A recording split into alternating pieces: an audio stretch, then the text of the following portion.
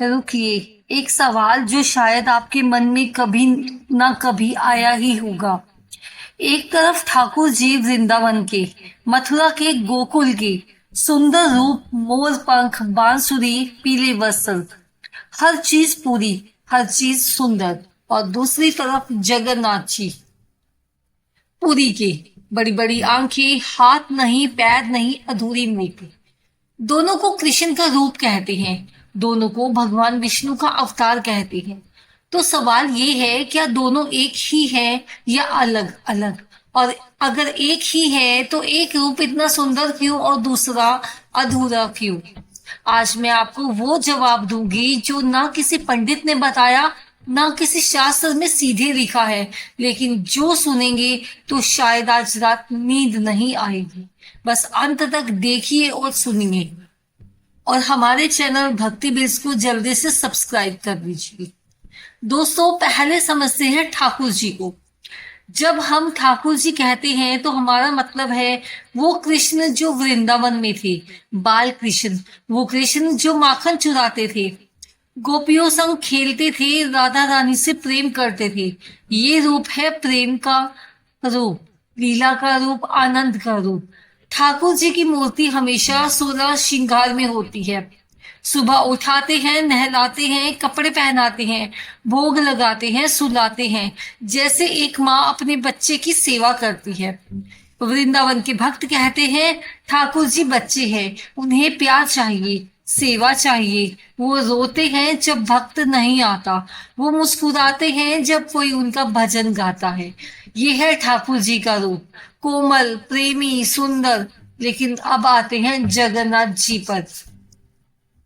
हाँ, तो जगन्नाथ जी जगत के नाथ, पूरी जगत के स्वामी, और उनका वो रूप जो पहली बार देखो तो शायद डर भी लगे। बड़ी बड़ी गोल आंखें, हाथ नहीं, पैर नहीं, रंग काला। लेकिन एक बार जब उन आंखों में देख ले कोई तो वापस नहीं आ पाती। अब सुनिए उनकी कहानी। जब राजा इंद्रद्युम्न ने विश्वकर्मा से मूर्ति बनवाई और रानी ने दरवाजा खोला तो मूर्ति अधूरी रह गई। ये बात तो आप जानते हैं, लेकिन असली सवाल ये है कि भगवान ने ऐसा होने क्यों दिया? क्यों नहीं रोका उन्होंने रानी को? क्यों खुद विश्वकर्मा को वापस नहीं भेजा? इसका जवाब है एक बहुत गहरी बात में। जगन्नाथ जी का ये रूप आदिवासी परंपरा से आया है। उड़ीसा के आदिवासी सबरा जनजाति, वो सदियों में से एक काले पत्थर की पूजा करते थे। उनके भगवान का कोई सुंदर रूप नहीं था, कोई श्रृंगार नहीं था, बस एक सच्ची, कच्ची, अधूरी, कलीमा लिए हुए आकृति। और जब राजा इंद्रद्युम्न ने मंदिर बनवाया तो भगवान ने कहा, मैं उस रूप में भी रहूंगा, क्योंकि वो आदिवासी मेरे उतने ही प्रिय हैं जितने कोई राजा।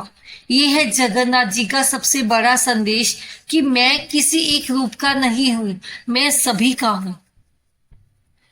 अब तक आपने दोनों रूप समझे, लेकिन अभी तक मैंने वो बात नहीं बताई जो इन दोनों को एक साबित करती है। वो एक घटना जो द्वारका में हुई थी, जब कृष्ण भगवान खुद अपनी आंखें बंद करके बैठ गए थे और उस पल के बाद जगन्नाथ जी का जन्म हुआ। सुनिए ध्यान से।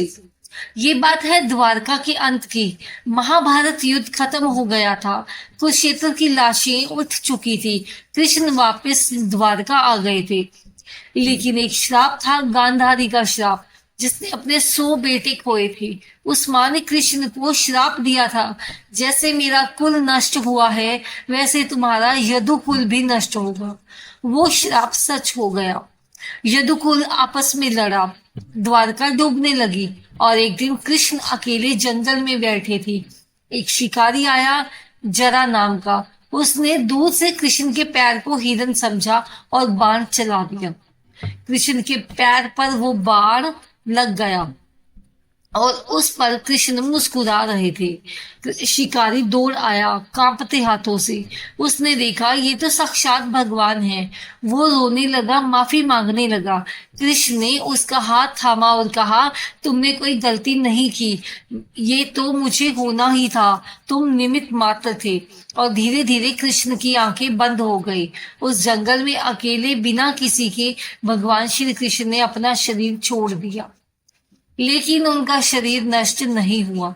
उनके शरीर की हड्डियां एक दिव्य रूप में समुद्र में बह गई और वही हड्डियां वही अस्थियां उड़ीसा के समुद्र किनारे पहुंची और राजा इंद्रद्युम्न को सपने में संदेश मिला, उस पवित्र लकड़ी को उठाओ, उसी में मैं हूँ।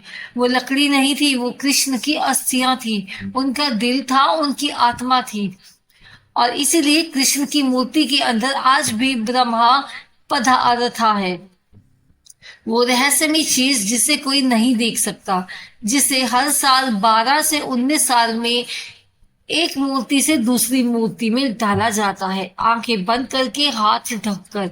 वो ब्रह्मा पदार्था कृष्ण का दिल है। भक्तों, ठाकुर जी वृंदावन में थे प्रेम के रूप में, जगन्नाथ पुरी जी पुरी में है आत्मा के रूप में। दोनों एक ही हैं, बस रूप अलग है। जैसे एक माँ घर में होती है और बाहर अलग, लेकिन माँ एक ही होती है, वैसे ही ठाकुर जी और जगन्नाथ जी दो रूप एक आत्मा। तो प्रिय भक्तों, अब आप समझ गए होंगे ठाकुर जी और जगन्नाथ जी एक सवाल नहीं है, एक अनुभव है। जब आप वृंदावन जाते हो और ठाकुर जी के सामने खड़े होते हो तो वो प्रेम महसूस होता है, वो बांसुरी की धुन महसूस होती है।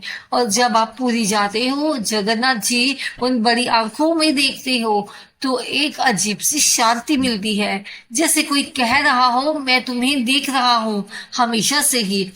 दोनों जगह वही कृष्ण है, वही ठाकुर जी हैं, बस आपको जहां जाना हो जाइए, वो वही मिलेंगे। अगर आपको आज कुछ नया पता चला हो तो एक काम कीजिए, ये वीडियो उस इंसान को भेजिए जो ठाकुर जी को मानता हो और उसे बताइए जगन्नाथ जी भी उन्हीं के हैं।